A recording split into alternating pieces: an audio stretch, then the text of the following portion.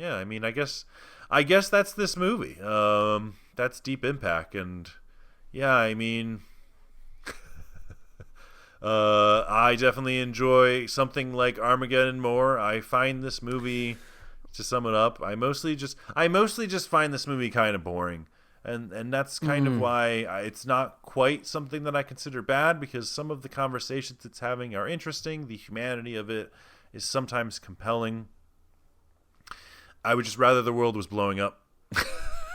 And Yeah, I kind and of to like the me, energy, and I like that. To me, and maybe this is my last words I'll say on it, to me, Deep Impact feels like it's kind of stepping backwards in a lot of ways, in terms of like it's hearkening to an older style of disaster movies, and Armageddon is like 1 foot in the future of like, we're going more bonkers, more explosions, we want like entertainment and extreme emotions. And I don't know, like I feel like that kind of style is so indicative of the 90s, and also so predictive of what would come agreed. in the future.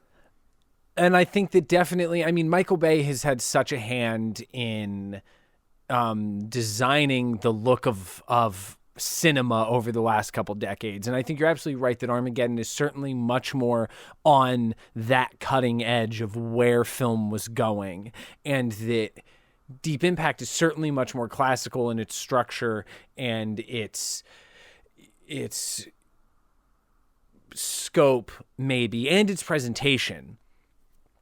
But I think that you're right that, and this is the thing that for me, that through all those stretches of disaster movies, especially coming through the 90s, 2000s, and modern day, I think that this one is, to me, the most humane, is just the most, really has the patience to be about the way that society has to sit and wait and can feel that angst and can feel that fear. And I know that that does make it a little slower in the beginning and make it kind of backloaded on the intensity, but that's how I think that an event like this would feel. It would feel like a whole lot of nothing for a while, and then oh no. And Yeah. I really, and I know that is interesting when structuring a movie that way, but I just think that I think it's got a great heart to it, and I think that it is wanting to explore what all of that means and the implications within certain aspects of society way more than Armageddon is interested. Absolutely. No, and I do agree, like on those levels it is a fascinating movie. I think sometimes on more of a dialogue and character level it's not as interesting to me. On that level it is. And I see you. And I think that both of them kind of in a weird way owe a lot to a 1993 book that I read, and I didn't even realize that in the original drafts of Deep Impact. It's not credited, because I think the script in its final form is different enough from the book.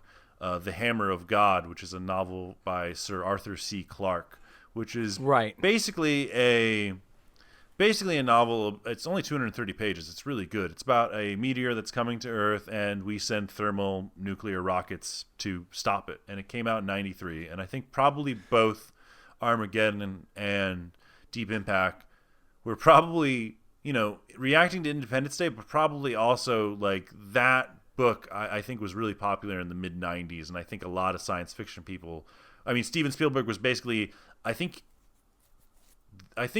want to say like the production company was like developing a When the Worlds Collide remake, and Steven Spielberg was developing something based on the Hammer of the Gods, and they just basically combined those two ideas. I don't know, combined, I guess.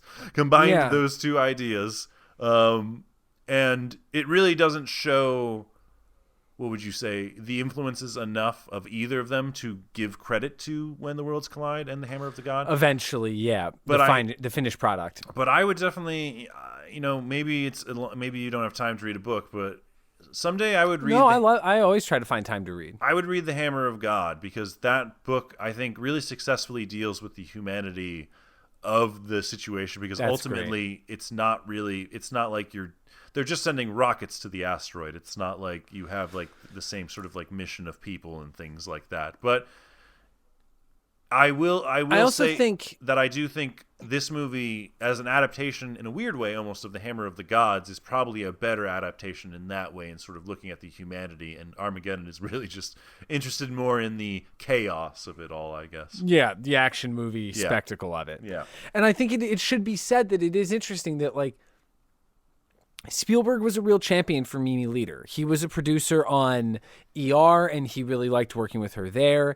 And that The Peacemaker was one of the first, like, DreamWorks movies when DreamWorks was just, 96, 97, right when DreamWorks was opening and became its own studio. Yep. That The Peacemaker was one of its first ones, and he really liked the idea of having Mimi Leader direct it, and that he was initially going to do the idea about the asteroid coming to the planet. And then when he kind of got locked into that double release of Lost World and Amistad in 97, and he just had all of that work to do on those movies, that he let the production go on what was Deep Impact, and the fact that he sent it to Mimi Leader and is an executive producer on this. I think that's really cool. I think it was just dope that he was such a fan of hers. That is really cool. Yeah, no, and I mean, yeah, I guess I won't say anything else on that. I think that I will say I do think that if you like this, and even if you don't like this, I recommend to anyone watch The Peacemaker. I kind of think that's a fun. I will. Sometimes it's just a fun action movie, and sometimes it's kind of really dealing with the violence and really kind of like not letting that stuff just always slide without kind of like dealing with the emotion behind it. And at worst, it's a fun action movie, and sometimes it gets to even be more than that. Yeah, I think so. Sweet. I have to watch it again because honestly, I kind of enjoyed it. It ultimately does have, a ticking clock at the end of a bomb, and you just have shots where like Nicole Kidman is like disarming the bomb, and literally you just have cutaways to George Clooney sort of tilting his head and then cutting back to the timer every time he like looks at the timer. Oh my gosh, that's so funny. It's kind of, but I think it's fun. I think it's a fun movie. I'm not one to harp always on cliches because Armageddon's chock full of them. Yeah, sometimes they exist for a reason. Yeah.